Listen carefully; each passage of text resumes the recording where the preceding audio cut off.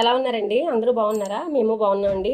ఈరోజు నేను చూపించబోయే రెసిపీ చింతపండు పులిహోర, కమ్మటి చింతపండు పులిహోర చూపిస్తానండి. మీకు అర్థమయ్యేటట్లు వీడియో చేస్తూ రైస్ కూడా చేసి ఏ విధంగా క్వాంటిటీతో పాటు మొత్తం అంతా కూడా ఏమి ఇంగ్రీడియంట్స్ తీసుకోవాలి వీడియో అంతా కూడా చాలా పర్ఫెక్ట్ రీతిలో వీడియో చూపిస్తానండి. తయారు చేయడం గమనించండి. దీనికి కావాల్సిన ఇంగ్రీడియంట్స్: పసుపు 1 టేబుల్ స్పూన్ పులిగా తీసుకున్నానండి. 1/2 కేజీ రైస్కి పులిహోర చూపిస్తానండి. 2 గ్లాసులు అండి ఇది 1/2 కేజీ క్వాంటిటీలో. 1/2 కేజీ బియ్యం కూడా చక్కగా క్లీన్ చేసుకుని పక్కన పెట్టుకున్నాను. పసుపు 1 టేబుల్ స్పూన్, ఇంగువ 1/2 టేబుల్ స్పూన్. ఇంగువ కొంచెం ఎక్కువ పడుతుందండి, బాగుంటుందండి ఇంగువ. ఇష్టం లేని వారు స్కిప్ చేసుకోవచ్చు. 100 గ్రాములు చింతపండు తీసుకున్నాను. 100 గ్రాములు పడుతుందండి కంపల్సరీను. 4 టేబుల్ స్పూన్ ఆవాలు, 2 టేబుల్ స్పూన్ ఆవు నెయ్యి అండి, మంచిదని అలా వేస్తున్నాను. 3 టేబుల్ స్పూన్ సాల్ట్ అండి. ఆయిల్ సన్ఫ్లవర్ వాడుతున్నానండి, 150 గ్రాములు అండి. ఇది కరెక్ట్గా సరిపోతుందండి. ఒక 6 ఎండుమిర్చి, కొద్దిగా చిన్న బెల్లం ముక్క తీసుకున్నానండి.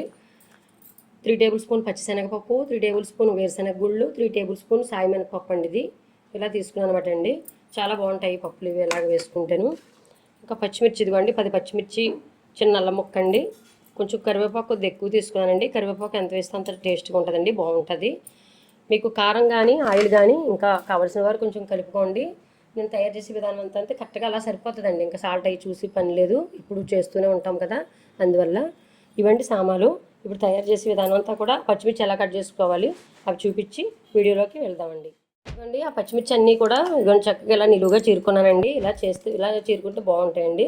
అల్లం ముక్కలు ఇగో చిన్నగా కట్ చేసుకున్నానండి. ఇవ్వండి ఇప్పుడు రైస్ ఎలా తయారు చేయాలి, దాన్ని తయారు చేసే విధానం అంతా కూడా పర్ఫెక్ట్ రీతిలో చూపిస్తూ వీడియోని చేస్తాను, గమనించండి. ఆన్ చేస్తున్నాను. ఇప్పుడు ఒక గిన్నె వాటర్ పెట్టుకుందామండి.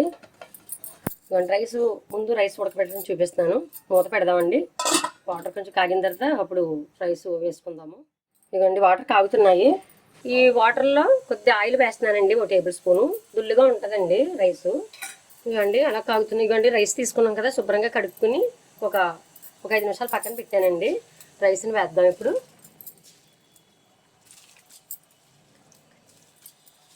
మధ్య మధ్యలో అప్పుడప్పుడు చూసుకుంటూ ఉండాలండి. మళ్ళీ మూత పెడతాను. ఇలాగా చింతపండు ఉంది కదండి, చింతపండు ఇదిగోండి మూత మొత్తం ఫుల్గా పెట్టకుండా ఇలాగా ఒక సైడ్కి పెట్టుకుంటే ఉడికేటప్పుడు మూత తీసేద్దాము. చింతపండు ఉంది కదండి, వేడి వాటర్లో నానబెట్టుకుందామండి. చింతపండుని వేడి వాటర్లో ఈ చింతపండు నానబెట్టుకుని పక్కన పెడితే పులుసు తీసుకుందాము. తీసుకున్న చింతపండుని ఇదిగోండి వేడి వాటర్ వేసి కొంచెం బాగా నానబెట్టుకున్నానండి. మెత్తగా అవుతుందండి. ఇలాగా గుజ్జు తీసుకుందాము. రైస్ చూసారా ఎంత చక్కగా ఉడుకుతుందో, ఒకసారి కలుపుకుందామండి. ఇవ్వండి చూసుకుంటూ ఉండాలి. ఈ పులిహోరకి కొంచెం గట్టిగానే ఉండాలండి, మనం తిని రైస్లా మెత్తగా అవ్వకూడదు. అలానే అస్తమాటు కలిపితే విరిగిపోతుందండి రైసు. అలాగా చక్కగా ఉడకనివ్వాలి. మళ్ళీ చూపిస్తానండి. ఇదిగోండి రైస్ దగ్గర అయిపోతుంది, చూద్దామండి ఇప్పుడు ఎలా ఉందో. దగ్గర ఉండి చూసుకోవాలండి రైస్ ఉంచేటప్పుడు. ఇంకా అయిపోతుందండి చాలా. ఇదిగోండి ఇలాగ ఉంటే సరిపోతుందండి. ఇలా నొక్కితే ఇదిగోండి పలుకేమీ లేకుండా మనకు తగలగలగాలి. అన్నం మీద తీసుకుని అలా నొక్కితే పలుకు లోపల ఏమి ఉండకుండా చక్కగా అలాగని మెత్తగా చేసుకోకూడదండి. ఇప్పుడు దింపి ముందు పసుపు తీసుకున్నాం కదండి, కొంచెం రైస్లో వేద్దామండి. కొంచెం కోపులోనే వేద్దాము. ఇంకోండి కొంచెం రైస్లో వేసేసాను పసుపు. ఇలా ఉంచితే చక్కగా పులిహోరకి చక్కగా పసుపు అంతా కూడా కలిసి చాలా బాగుంటుందండి. ఇలాగా ఇంకా స్లోలో పెట్టేసాను స్టవ్. ఇప్పుడు ఇదిగోండి ఇలాగ కలుపుకోవాలి. ఇంకా అయిపోయిందండి, దించేద్దాము. మళ్ళీ స్టవ్ ఆన్ చేసుకుంటున్నానండి. రైస్ ఉంచేసాం కదా, ఇప్పుడు ఒక కడాయి పెట్టుకున్నాను. కడాయి వీటెక్కింది, ఆయిల్ వేస్తున్నాను. ఆయిల్ కొంచెం వీటెక్కిందండి, అంతగా కాగనివ్వక్కర్లేదు. ఇదిగోండి వేరుశనగ గుళ్ళు తీసుకున్నాం కదండి, వేరుశనగ గుళ్ళు వేసుకోవాలి. ముందుగా వేపుకుందాము. ఇవ్వండి వేరుశనగ గుళ్ళు వీటెక్కాయి. ఇవ్వండి వేగాయి చక్కగా. శనగపప్పు వేసాను, 2 ఈక్వల్గా వేగుతాయండి ఇలా వేసుకుంటే.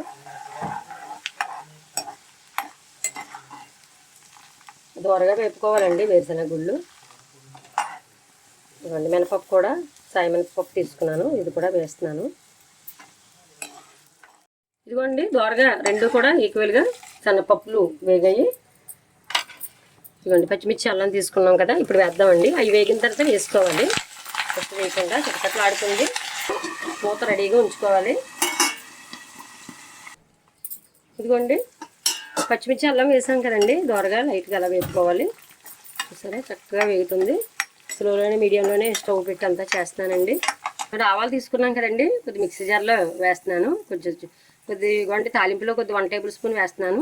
మిక్సీ జార్లో 2 టేబుల్ స్పూన్ వేసానండి. ఇది కొద్ది మెత్తగా చేసుకోవాలండి, కొద్ది వాటర్ వేసుకుని. ఫస్ట్ నానబెట్టుకున్నా కూడా మెత్తగా అవుతాయి. ఇప్పుడు ఒకసారి మెత్తగా చేసి చూపిస్తానండి. ఇదిగోండి ఆవాలు వేసాం కదా, ఇదిగోండి ఇలా వేపుకోవాలి. పచ్చిమిర్చి వేసిన తర్వాత ఎక్కువ వేపక్కలు వద్దండి. మిర్చి తీసుకున్నాం కదండి, ఎండుమిర్చి కూడా వేసాను. చింతపండు తీసుకున్నాం కదండి, గుజ్జు చక్కగా తీసుకుని వడగట్టుకున్నాను. మళ్ళీ ఇదిగోండి అన్న ఫుడ్ ఉంటాయేమని ఇదిగోండి చక్కగా అలా మెత్తగా గ్రేవీ గుజ్జు తీసుకోవాలండి.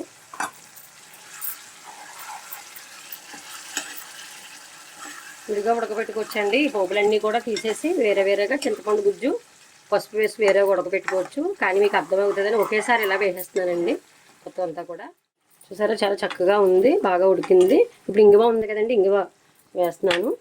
ఇదిగోండి సాల్ట్ కూడా ఇప్పుడే వేసేస్తున్నానండి. మొత్తం వేసేసానండి, తీసుకున్నది కరెక్ట్ మెజర్మెంట్లు ఇచ్చాను, అలా వేసేసాను. ఇదిగోండి ఆవునే తీసుకున్నాం కదండి, తాలింపులో వేస్తున్నానండి. పసుపు కొంచెం ఉంచాం కదా, కొంచెం రైస్లో వేసాము. ఇదిగోండి పసుపు కూడా వేసాను. ఇదిగోండి గుజ్జు చక్కగా తయారైపోతుంది. ఇప్పుడు రైస్ని చల్లారుద్దామండి, బాగా చల్లారిన తర్వాత కలపాలండి. ఇది అయిపోయిందండి, ఇంకా కట్టేస్తున్నాను. ఇప్పుడు స్టవ్ ఆఫ్ చేస్తున్నాను. బెల్లం ఒకటి ఉంది కదండి, బెల్లం ఒకటి వేద్దాము. బెల్లం ఇవ్వండి, బెల్లం తీసుకున్నాం కదా, బెల్లం టేస్ట్ని ఇస్తుందండి కొద్ది. ఇవ్వండి అలాగా కొంచెం కరిగిపోతుంది చక్కగా. ఆయిల్ చూసారా పైకి తేలుతుంది అలా చక్కగా. ఇప్పుడు స్టవ్ ఆఫ్ చేస్తున్నానండి, చల్లారనిద్దాం బాగానే. ఇది మూత పెడుతున్నాను సైడ్గాను. రైసు బాగా చల్లార్చిన తర్వాత ఏ విధంగా కలుపుకోవాలి పులిహోర చూపిస్తానండి. ఇలాగా రైస్ చూసారా చక్కగా ఉడికిందండి. ఇలాగా దుళ్ళుగా ఉండాలండి పులిహోరకి. పళ్ళెంలో వేసుకున్నాం కదా, రైస్ అంతా కూడా చల్లారబెట్టుకున్నానండి నీట్గాను. మొత్తం అంతా కూడా దుళ్ళుగా ఉందండి. రైస్లో కొంచెం పసుపు లైట్గా కొంచెం ఆయిల్ వేసాను కదండి, అందువల్ల దుళ్ళుగా వచ్చింది. చూసారా అలా ఉండాలండి చక్కగా, రైస్ ఇరిగిపోకుండా చక్కగా వస్తుంది. ఇప్పుడు ఇదిగోండి పోపు తీసుకున్నాం కదండి, పోపు ఇదిగోండి ఇలా వేసుకుని కలుపుకోవాలి మొత్తం అంతా కూడా. కలపతే చేతితో కూడా కలిపేసుకోవచ్చండి. ఇదిగోండి ఇలా గరిటెల సాయంతో కలుపుకుంటూ కొంచెం నిలవాగుతుందని, చేతితో అయితే త్వరగా ఆ రోజుకి వాడుకోవడానికి అయిపోతుందని ఇలా కలుపుకోవాలి. మొత్తం అంతా కలిపి చూపిస్తానండి. ఈ వీడియో అంతా కూడా మన ఛానల్లో పెడుతున్నానండి, చూడండి. ఈ వీడియోని చూసి మన ఛానల్ సబ్స్క్రైబ్ చేసుకోండి. వీడియో నచ్చినట్లయితే లైక్ చేసి షేర్ చేసి సబ్స్క్రైబ్ చేసుకోండి. ఇదిగోండి మొత్తం అంతా కలిసేటట్లు చక్కగా కలుపుకోవాలి. చూసారా ఎంత దుళ్ళుగా వచ్చిందో పులిహోర. ఆ రకంగా ఉండాలండి. చక్కగా ఆయిల్ అన్నీ కూడా సరిపోయండి. మీకు ఇంకా కావాల్సిన వారు అన్నీ చూసుకుని చేసుకోండి. చక్కటి చింతపండు పులిహోర అండి. ఇక్కడ క్వాంటిటీతో పాటు అక్కడ తయారు చేసే విధానం అంతా కూడా పర్ఫెక్ట్ రీతిలో వీడియో చేశానండి, గమనించండి. వీడియో నచ్చినట్లయితే లైక్ చేయండి, షేర్ చేయండి, సబ్స్క్రైబ్ చేయండి మన ఛానల్ని. కొత్తగా చూసిన వారందరూ కూడా సబ్స్క్రైబ్ చేసుకోండి. వచ్చే వీడియోతో కలుద్దాం ఫ్రెండ్స్. Bye friends.